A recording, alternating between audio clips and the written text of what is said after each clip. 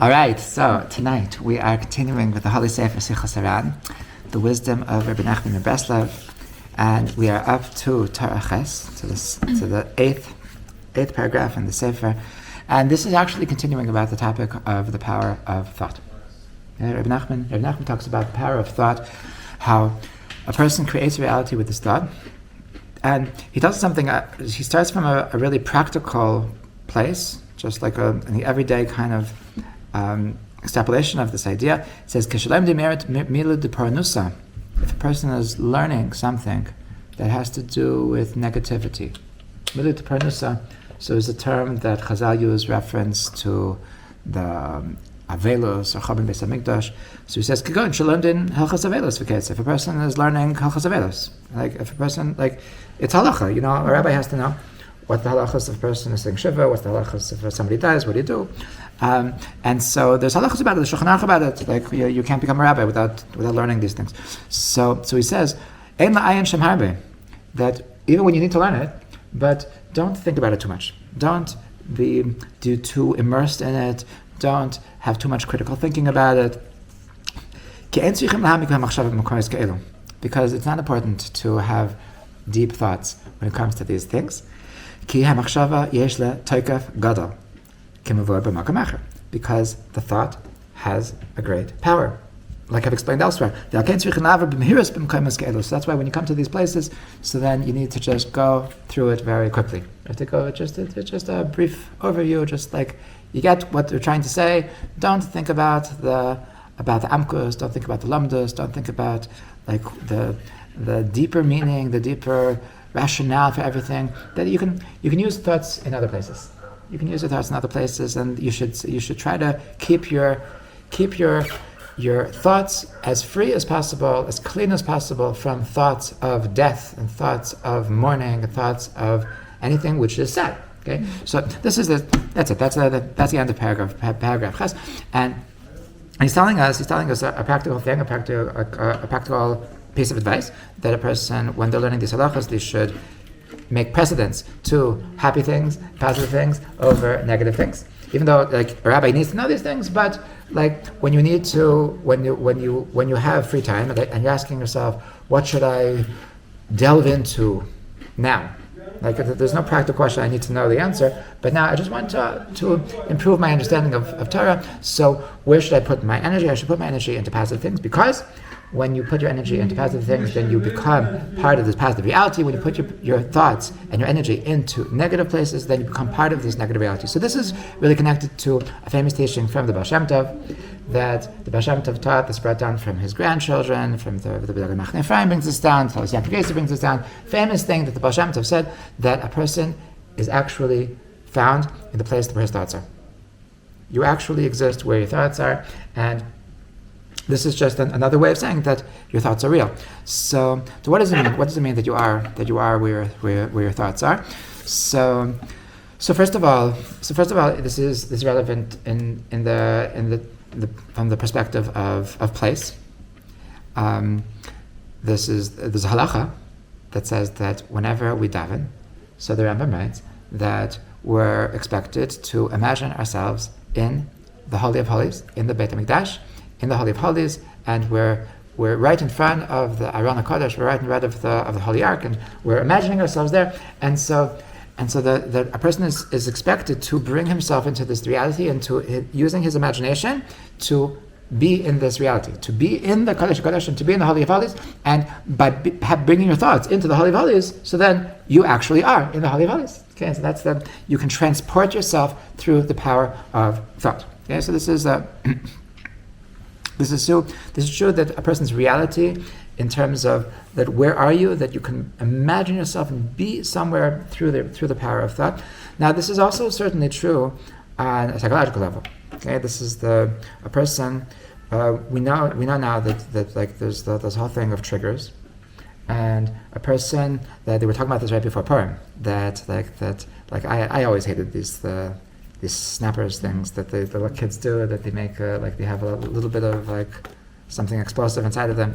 And I've heard horror stories of people like losing eyes from these things, but I just can't stand the noise anyway. But he said before Purim that that everybody has to be super sensitive, because you have a lot of soldiers that were seeing very traumatizing things in Gaza, and when they hear the explosives, so that brings them back to very, very dark places, and it can literally mess with them. Okay, so the triggers can be silly things. Okay, so like sometimes a person could be just like the way that you sit could trigger a person or remind them of somebody that did something horrible to them, and there was but whatever it is, a person, it could be anything innocent, something completely neutral that triggers a person. It brings them back into a certain experience that they had, and then they're actually in that experience. Okay, and when they're in that experience, so they're actually reliving the experience, and they're actually there. Like a person is actually where their thoughts are. It's a reality. In fact, I once read a crazy thing. This was in a different context. It was in the context of disciplining children. That it was like this person was explaining how important it is to never hit your children, and so he was explaining that people make psychological associations that based on the experience that they're going through, like what the activity that they're doing with the feelings that they have. And so he was talking about a person that every time that he would open a Gemara, so he would feel physical pain. Why would he feel physical pain? Because every time he opened a Gemara, because when he was a kid and when he would learn Gemara, so he would oftentimes talk in class, and when he would talk in class, so the Rebbe would hit him, and so the physical pain was a reality that became part of every time he opened Gemara. So he associated that with the physical pain of being hit by his Rebbe. So this person, this rabbi that was writing this book, so he brought this study that was done regarding in circuses. So they have elephants that jump, and so how do they train elephants to jump? So they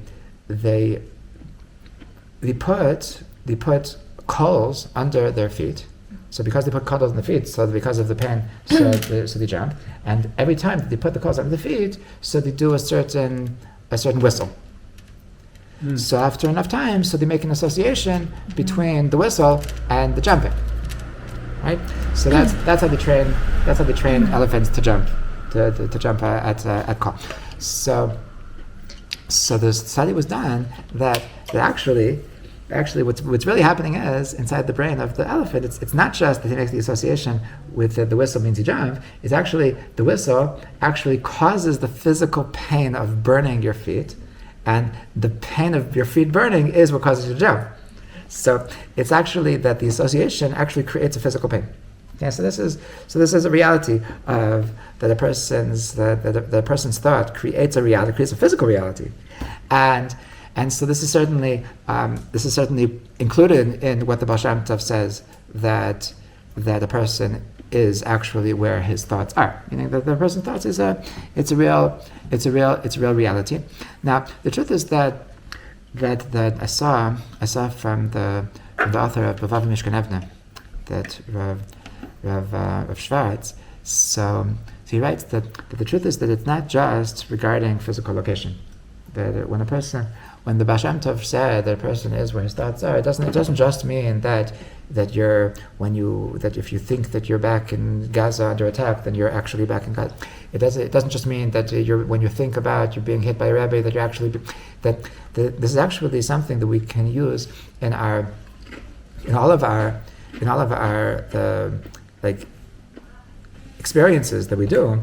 That to know that when a person puts his thoughts in holy places, so he actually becomes that holiness. Okay, in other words, that when a person puts their thoughts into prayers, so then they become part of that prayer. When a person puts his thoughts into Torah, so that they become part of that Torah. When a person, and the opposite, when a person thinks about negative things, so then they're actually in that negative thing. They're in the gutter. They're in that bad place. That there's a Gemara. The Gemara says in Maseches Yoma, it says Kashim Hehurei Avera Yosem Avera. that the thought of doing an avera is actually worse. It's actually harder. It's a harsher experience, a harsher reality than doing an avera. How can you do an avera without thinking about it?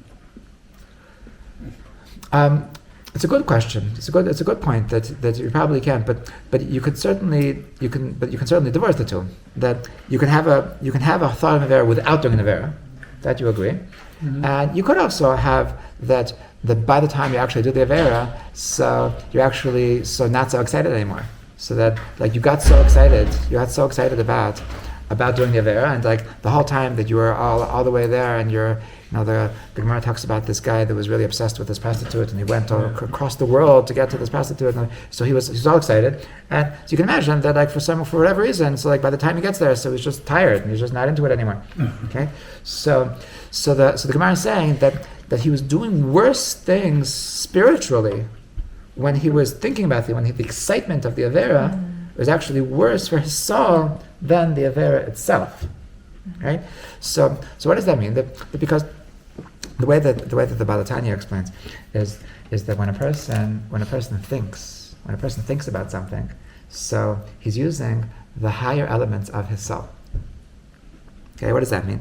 That a person's neshama, so it has different sfirot, it has different spiritual levels, and the higher levels of the neshama are called chachma bin hadas, okay, which is the thought processes of the soul. Okay, then you have the midot of the soul, the chesed, gvura, tiferet, etc. The things that we're talking about in Sfiras Eimer. It's a very interesting thing. Sfiras Eimer is the one time that like Kabbalah becomes mainstream. Like you can't escape it. It's something. It's in the siddur.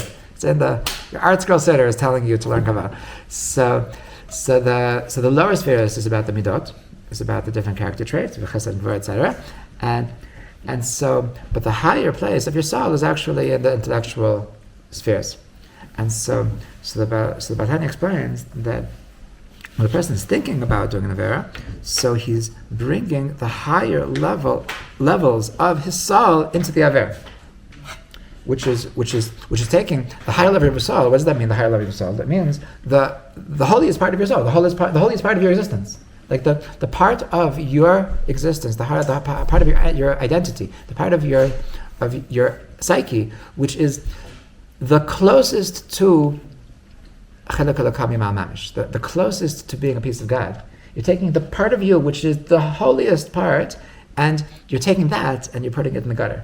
Okay, so that's it's a bigger chil Hashem. It's much from a spiritual perspective. You're doing a much more disgusting thing by taking something so holy and putting it in such a disgusting place. So it's much worse than just taking your body. Take your body into a sin. To take your body into a sin that your body is anyway. It's physical. So it's not the craziest thing. It's horrible, but it's actually worse to take your mind and bring your mind into a place of sin. So that's what it means. That's what it means that question.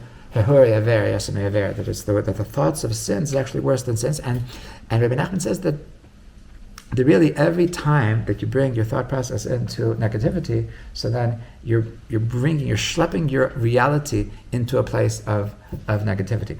So when a person needs to know that if I want to elevate myself constantly, if I want my neshama to be in good places, if I want my neshama to be holy, so that the most basic thing of having holiness is to be in a good state of mind. Like the more that I'm connected to death, so death is the absence of Hashem. Death is the absence of life. Hashem is the source of our life, and the death is the absence of life. So it's the absence of Hashem. So the more that I'm thinking about that, so the more that my soul and my mind is all in the absence of God. So then I'm really not. It's not good for my entire existence. Okay. So on the other hand, the more that I'm talking about, the more that I'm thinking about positive things, the more that I'm thinking about holy things, the more that I'm thinking about lively things. So then the more that my reality is alive, the more that my reality is in places which are more aligned with Hashem. So a person should always fill their thoughts with good things, and No, it's an interesting thing that the people that their occupations are positive occupations, so it affects their entire reality. It affects the. I have a student that he was a warden in a jail, and he realized at some point that it was messing with his personality.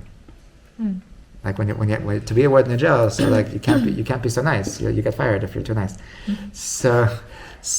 And he realized that it was affecting his reality outside of work. Like he was just being just a meaner person, and so the more that a person is schlepping schlepping the thoughts into thoughts of darkness, so then it's going to create the reality that they're constantly, that even outside, even when they're not thinking about it anymore, but it's going to affect that they're just in places of darkness. It's going to be, they're just going to just happen to be more depressed people. Happens to be, I don't know why, but Chaver Kadisha is not like that. You know? Chaver Kadisha, the people I know that work in Chaver Kadisha are the happiest people. And it must be just like some special miracle that Hashem does because they're such holy people, because they're doing such a holy thing. So then they're able to be in the surroundings of death the whole day and still be jolly people. Literally, like I don't know so many people that do it, but the two people that I know personally they're both very jolly and they're both very and it's like I don't know that I guess is an exception, but in general, so a person should what? I'm saying I hope they don't show up to like the family's house. Hey!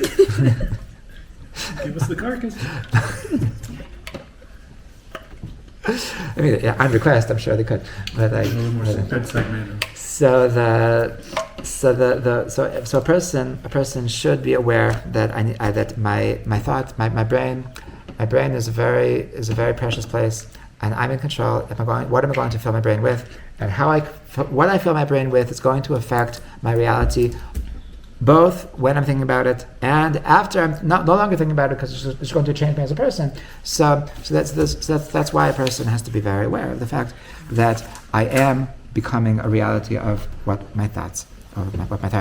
Okay, so that's paragraph Ches. Okay. Next teaching, Rabbi Nachman teaches. B'Shem Baal Shem Tov Zechron Levracha. This is also from the Baal Shem Tov. Sakin enoigim enoisne b'matana. Don't give, if you want to give somebody a present, so don't give them a knife. And Rabbi Nachman says it means literally. It means very literally that if you're a guest in somebody's house, so you can give him a challah, you can give him a challah cover. Do not give them a challah knife. Okay, it's not something to give a person as a present. Okay, he doesn't explain why. I have two possibilities of how to understand this. One possibility, what we know about a sakeh, what we know about a knife, is that it's brought down in halacha. In halacha is a benching. It says that before benching, so you're supposed to take away the knives from the table. Why? Because the table is supposed to be marichin yamav shalatam. The table is something that elongates your life, that makes your life longer, and that's through the mitzvahs you do through your table. So the reason why you should say benching at your table is because the table is a way of lengthening your life, and the sakin is makatzer yamav shalatam, and a knife is something that shortens a person's life. Okay, so that's I actually heard a different explanation why. Mm-hmm. I heard that when we say Bnei Yerushalayim, if we really understood how bad it was. Right, it says that somebody once killed themselves. Ourselves. Yes, it's correct. It does say that.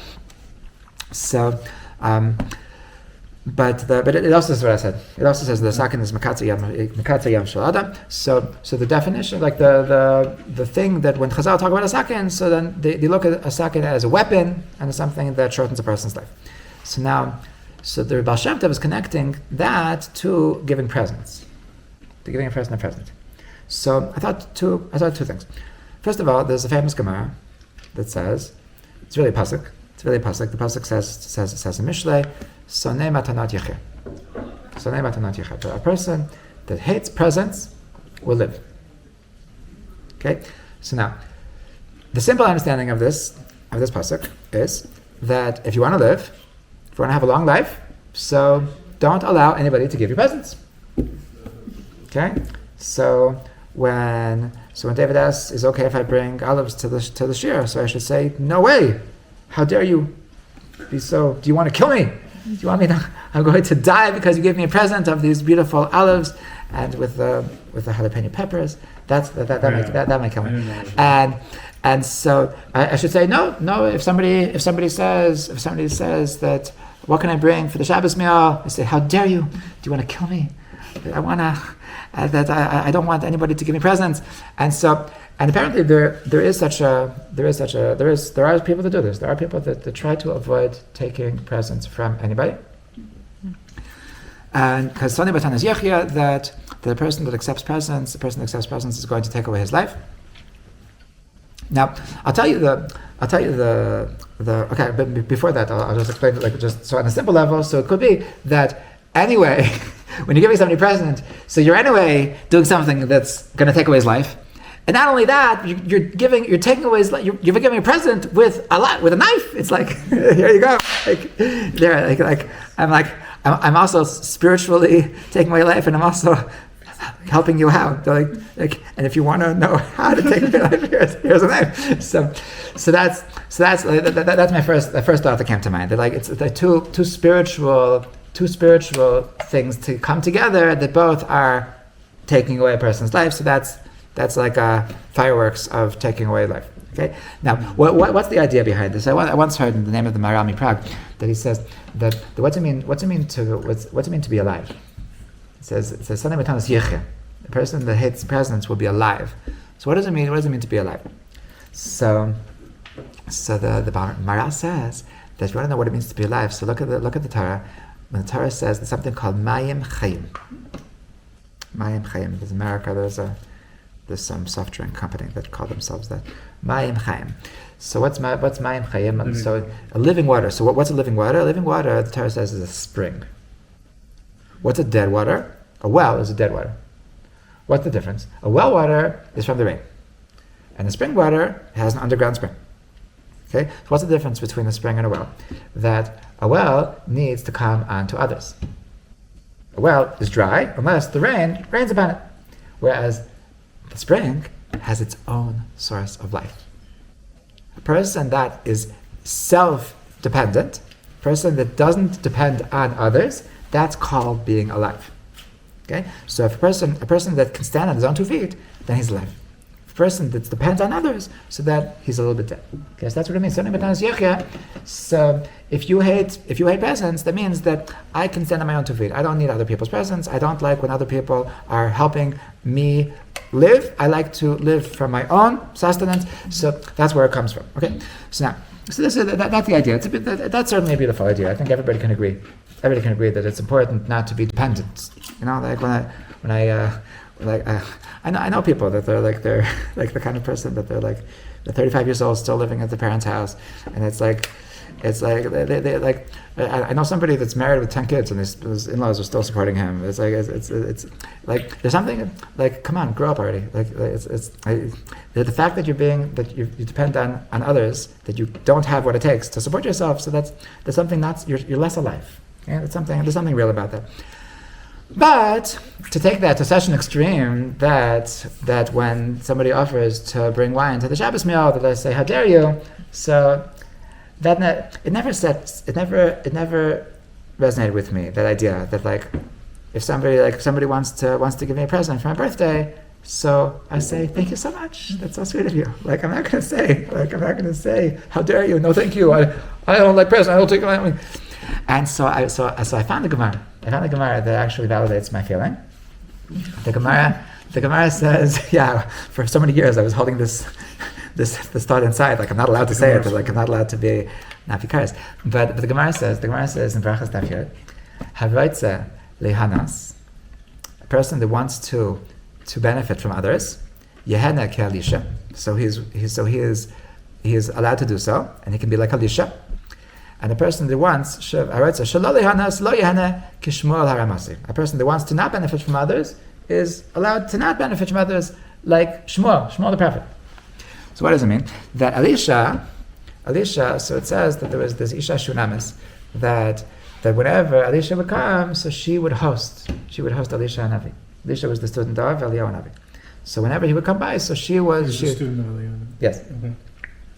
So whenever Elisha would come to their neighborhood, so this Isha Shunamis would always be the ones who said, "Oh, holy prophet, would you please give us the honor of staying in our house?" And he would say, "Sure." And so that was Elisha. So he was a holy man, and the Gemara says that it was legit. It was totally legit that he was accepting of the hospitality of the Isha Shunamis, and so that's also legit. Whereas Shmuel has another thing. He has a different hanaga. He has a different behavior. That it says that the Gemara says that means that he wherever he would go, he would take his tent with him. He liked to camp out, but he didn't. But more important, more than he liked to camp out, he didn't like to be in other people's. I know people that they don't like to sleep. They only like to sleep in their own bed. So what do you do if you only like sleeping in your bed? So wherever you go, you take your bed with you. So that was Shmuel. So Shmuel, but the Gemara says a different point. The Gemara says that really his thing was that he didn't like to take from others, right? And the truth is Shmuel himself. He was once before they made Shaul to be the king. So he had this whole speech before the Jewish people, and he says, "Lo shor echad michem lekachti." I never took anything from you. Like that was, he was very proud. He was very proud of the fact that he didn't take anything from the Jewish people, and he was very self-sufficient. So the Gemara says that you have two models, and they're both good. Everybody should do them. You should be in touch with yourself. If you're the kind of person that likes to take from other people, so not in a needy way, but in a friendly way, so that's legit. Doesn't the coin have to take from other people? Very good point. That is correct.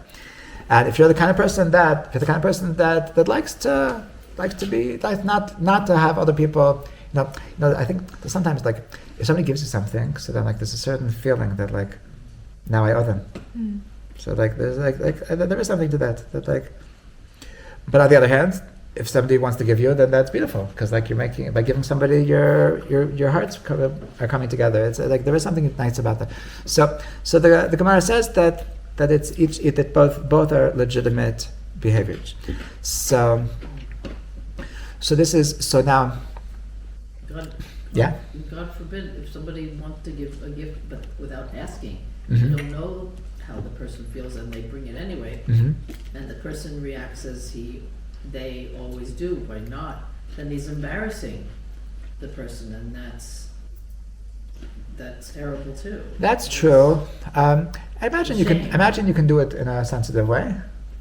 Imagine you can say, "Oh, thank you so much. I really appreciate, but I have this thing that for the past 50 years I don't take things. So really, it's not personal. It's not me. It's not you. It's me." So I think you could probably do it in a sensitive way, but my feeling is as objectively that I think it's a shame. What do you? I think you're losing. You're gaining more by the fact that people are involved in your. I once heard this story about this guy that there was maybe this is a little bit different. That there was some mitzvah of pidyon shvuyim. There was some mitzvah of redeeming a hostage, and they needed a certain amount of money, and everybody in the city wanted to. Everybody in the city wanted to help him, and he refused to take any help. He wanted to do it himself. He wanted it to be his own mitzvah, and so he spent all of his money, and he redeemed the hostage himself.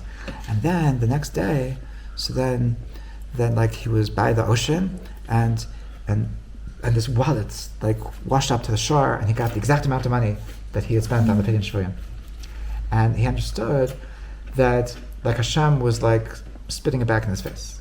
He understood that Hashem was telling him that you thought you're gonna honor me with your mitzvah. I don't want your mitzvah. Take your money back. And so he understood from that happening that it was really a mistake, that he should have allowed the other people of the community to join him in this mitzvah. So could be that's different, because that's not for yourself. That's for other people. Anyway, Anyway, so now if that's the case, so then it could be that the opposite.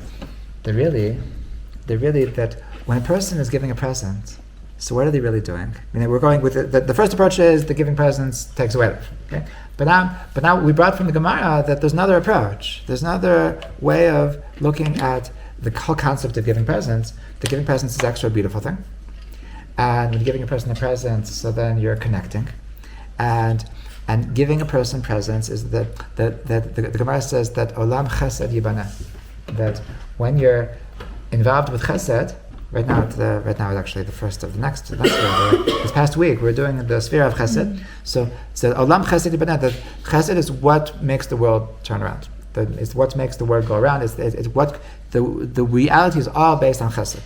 And so when you're giving a person presents, so that you're involved in chesed, and then that is what brings life into the world.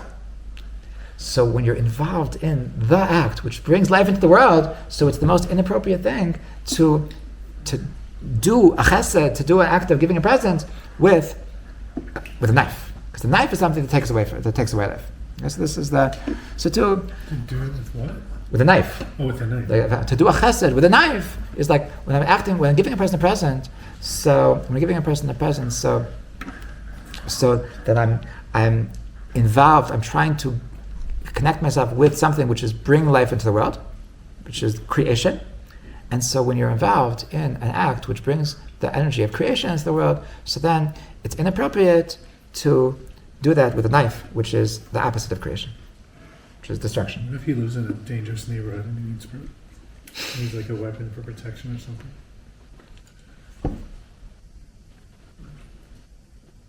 That's a good question. It's like, finally, like for your bar mitzvah, so like finally you're allowed to hold a gun for the L'chaim. Okay, next we have to Torah Yud. Okay, the 10th teaching of Ibn Nachman. Okay, Hashayim Milayim Charatas. Okay, Ibn Nachman says that even evil people, even Russia, so even bad people, they're full of regrets. They don't even know what charata means. Charata, the word charata, we use the word charata. The charata is one of 3 ingredients to tshuva. And the Rambam writes that how do you do tshuva? There's 3 parts. That charata, to regret what you did, Kabbalah, to accept not to do it again, and vidoy, and to say it before Hashem, to recite before Hashem, I admit that I did it. So first you have to regret it, you have to commit not to doing it again, and you have to admit it before Hashem. So charata is a good thing. So the Gemara says, now this is really Gemara, it's not clear where this quote comes from. It's like, it comes from somewhere, but it's brought down in our tradition, that Habashayim Malayim Charatos, that even bad people are full of regrets. Okay, and so the discussion in this Torah is that what's a good regret and what's a bad regret. Okay, like that we know that regret is actually a good thing. When you do something wrong, you're supposed to regret it, and like if you don't regret it, then you can't do tshuva. You can't grow. You can't move on if you don't have regrets. So, but on the other hand, there's a regret which is not a real regret, because that's the regret that even bad people have that kind of regret. Okay, so the discussion of this paragraph is that how do you know when I have a regret, I did something wrong, I killed my ex, and so I said, I really shouldn't have done that. Wow, and then so I say, so now how do I know? Am I actually doing tshuva, or maybe I'm actually a Russia, and I'm just because Russia's also have charatas, right? Okay, so he explains. That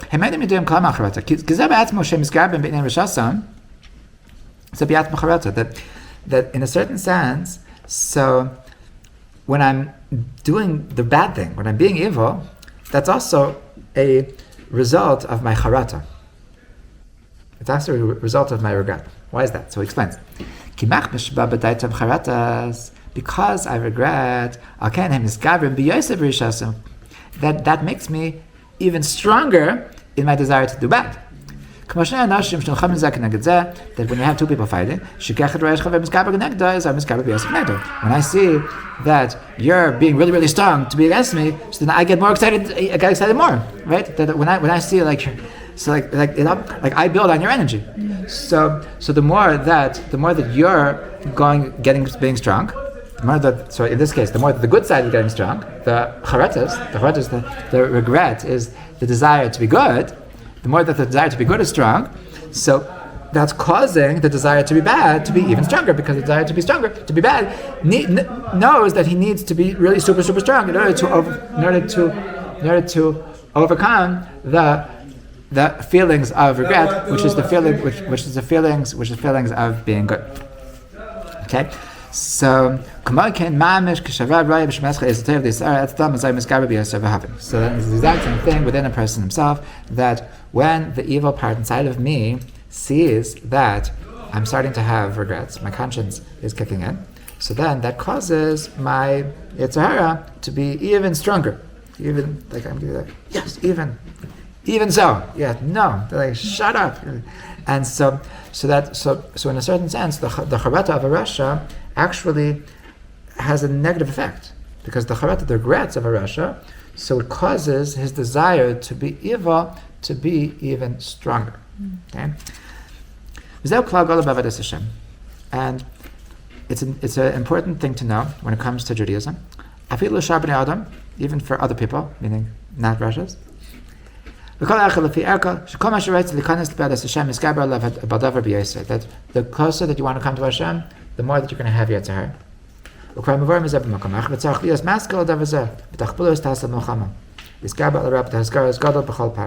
person always has to know, he has to be very wise, he has to be very thought out, how I'm going to overcome Yetzirah, how I'm going to overcome those bad feelings inside of me. And fortunate is the person that is able to succeed in war. Okay, so now he's proposing that a person can have regrets, a person can have the feeling of bad, and really this feeling of regret, this feeling of feeling bad, and the fact that I did something wrong, I did something objectively wrong, and I feel bad about it, and sometimes it's actually coming from a place of rishus, a place. Now, what does that mean? So I once read this very interesting thing. There was a religious psychiatrist that had a patient. That the patient had been previously diagnosed with schizophrenia, and he was sure that he had a multiple personalities, and he experienced that for weeks at a time he was like super holy, and he just wanted to learn 15 hours a day, and he was davening with lots of, and then for months at a time, and sometimes it was like it was even like, but like then he would just go into these downs, these really, really low downs, and it didn't make sense. It didn't make sense. He didn't recognize himself. Like when he was in the down, so he had no interest in doing anything holy, and when he was ups, he had no interest in doing anything bad, and it was just very, very strange to him. So he convinced all of the doctors that he had a split personality, and so then he came to this particular psychiatrist, and he interviewed him and talked for however long he talked, and his conclusion was actually that he doesn't have a split personality at all, and rather the question is like who's the real me? I have like personality A and personality B. Personality A only wants to do holy things. Personality B only wants to do horrible sins. So he said, sorry to be the bearer of bad news, but you are actually completely personality B. You're actually a completely evil person, and the only thing in your psyche is only to do bad things. So where does personality A come from? So because you know that like pasnish, it's not appropriate. You can't like look in the mirror and say, yes, I'm evil. That's what I do. I'm just a bad person. That's what I like to do. So that's not going to work. So at the moment that you look in the mirror and look at yourself like an evil person, so then you're gonna say, okay, I have to go to the rabbi now. I have to do tshuva. So what's he do? He says, okay, I'll give you 2 weeks. I'll give you a grace period. I'll let you be holy for 2 weeks. I'll let you learn 15 hours a day for 2 weeks, and then you'll be able to feel good about yourself. You say, look, see, I'm not so bad. I just have a split personality. So the whole desire to do good is completely a cover-up for my inherent desire for bad. So this is precisely how I understand what Ben Nachman, that we're talking about the Rishayim Aleim Charatas, that the evil people are full of regrets. That what it really means is that the regrets is actually a way of shutting up the conscience. Like I'm allowing the conscience. Like if I take my conscience, if I take my conscience pangs, the feelings of regret, the feelings that want me to be good. If I tell them I don't care about you, so then he's gonna get stronger. He's gonna say, "Lo, what do you mean you don't care about me? Like I'm gonna do tshuva, I'm gonna make you charedi." And so that's why he allows me to have these grace periods of being super holy. But it's only in order that So that being said, now we're really messed up. Now we're so what do we do? So whenever we have feelings of goodness, whenever we have regrets, so how do I know if it's a regret, which is what the Rambam says is a charata of tshuva, or it's this other kind of regret, which is the regrets of Rishayim, the regrets of Rasha. Maybe my regrets are regrets of Rasha. How do I know what my regrets are? Mm-hmm. So that's what Rabbi Nachman says, that the tachbula is tasa Muhammad. You have to be very, very aware. You have to be very, very conscious. You have to be very wise. You have to be very sly, and you have to always ask yourself that where is it taking me? Where is it taking me? Meaning that you can have a bad person that every single day before he goes to sleep, he says, tomorrow I'm not going to do this. There's a person that's a serial killer, a person that's a rapist, a person like the worst people in the world. So before they go to sleep, they tell themselves, okay, that's it, I'm through. From now on, I'm going to be a better person. And but the next day, they go back. Right? So you said once that the definition of insanity is to repeat with repeat the same patterns and expect a different result.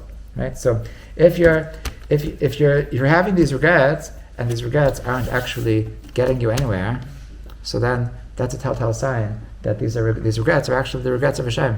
These aren't true regrets. If you would really have regret, then you would stop. If you would really have regret, then you would become a different person. What do you mean the regrets of Hashem?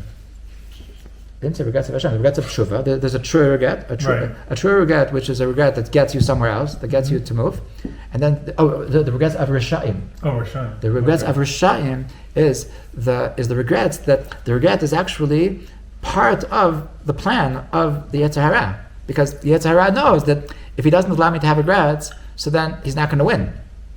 Right? So, but those regrets don't get me anywhere. Those regrets is what puts me into the cycle that I actually just repeat. I just repeat the same mistakes over and over, and that's the telltale sign that. So that's why a person has to have a finger on the pulse. A person has to always ask himself: am I actually getting anywhere? Am I actually growing, or am I just continuing in my same patterns continuously?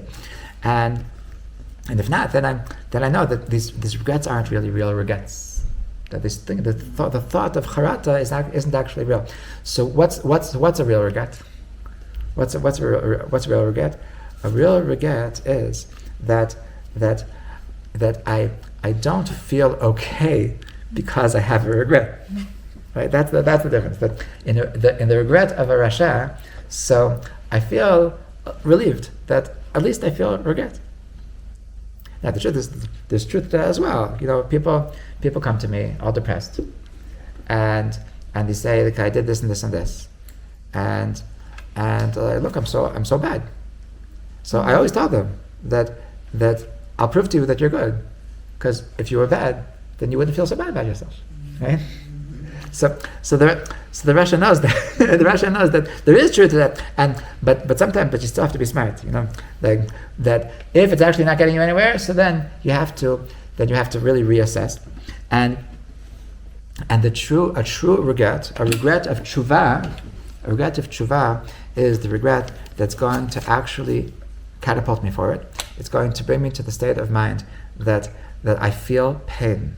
I feel pain when I'm in that place of sin, when I'm in the place of making mistakes, when I'm in the place of not living up to my true potential, and not as an afterthought, but during the process, it actually feels pain. That's the regret. That's the true regret. The regret of tshuva is that it's painful for me to be in a state of making mistakes. Okay? And that's a tshuva. That's a tshuva that is actually that's a regret that's going to catapult me forward. Right? If during the mistake I'm enjoying the mistake, afterwards I say, yeah, I wasn't supposed to do that, was I? So that's a regret of a shayim, and the regret of tshuva is that I feel the remorse as I'm doing the mistake. So Hashem should help us, that we should be able to really control to really be in charge of our Yetzer Hara, should be able to show him who's boss, and be able to not let him trick us, not let him to fake us with these regrets and make us think that it's okay, and to know that we are in control of our fate. B'ezrat Hashem.